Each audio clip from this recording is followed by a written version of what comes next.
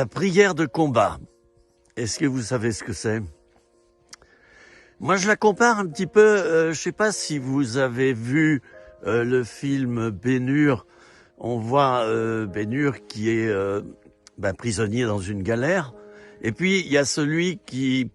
bon, évidemment, les prisonniers sont enchaînés au fond de la galère, du navire.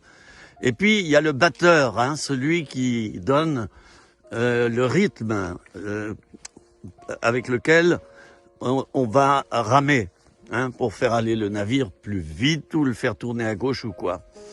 Bien, la prière de combat, moi, j'estime que c'est ça.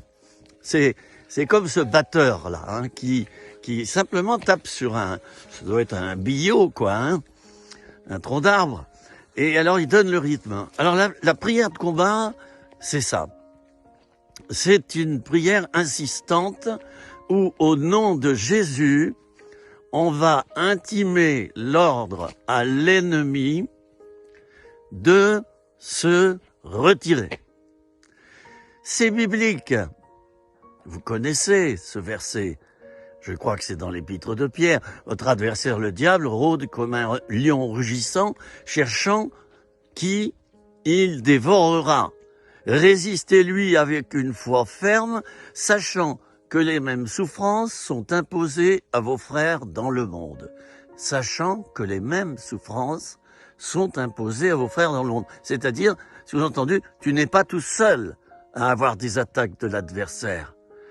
Tous tes frères et sœurs qui sont chrétiens et qui ont une vie spirituelle fournie mènent un combat spirituel.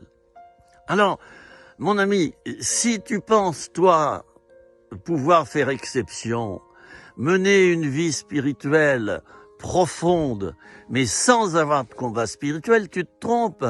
Parce qu'inévitablement, dès que tu gagnes du terrain sur l'adversaire, dès que tu avances avec Dieu, dès que tu prends des victoires avec Dieu, ça donne une défaite du côté de l'ennemi. Et l'ennemi, il essaie de t'attaquer. Je dis qu'il essaie, parce qu'il a été vaincu il y a 2000 ans.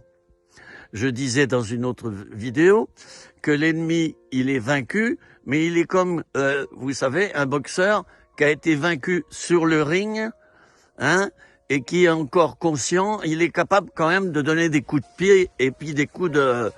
mais tout en étant allongé sur le sol. Alors l'adversaire, il est vaincu. Il a été vaincu il y a 2000 ans. Il est comme ce boxeur allongé sur le ring qui peut plus se relever. Et la victoire d'ailleurs a été donnée déjà à l'autre, celui qui est sur le ring et qui surveille le combat, va lever le bras du vainqueur. C'est déjà fait. Nous avons l'assurance que Satan a été déjà vaincu, mais je dirais qu'il bouge encore. Alors, la prière de combat, c'est une prière insistante où on intime à l'ennemi de partir. Voilà. Alors, c'est quoi?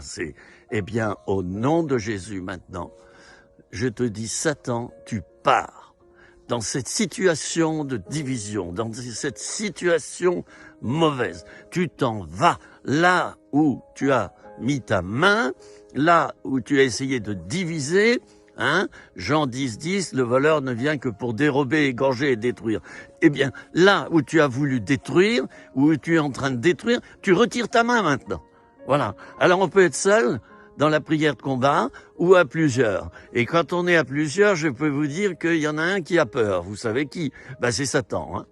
Et il a peur. Il a peur. Et en effet, il s'éloigne. Il s'éloigne jusqu'à un moment favorable. Nous disent les textes quand Jésus, après avoir été baptisé d'eau par Jean-Baptiste, a été conduit au désert pour y être tenté par le diable. Jésus l'a vaincu aussi à ce moment-là et il lui a dit de partir. Le diable est parti et le texte nous dit jusqu'à un moment favorable. Alors je m'arrête là.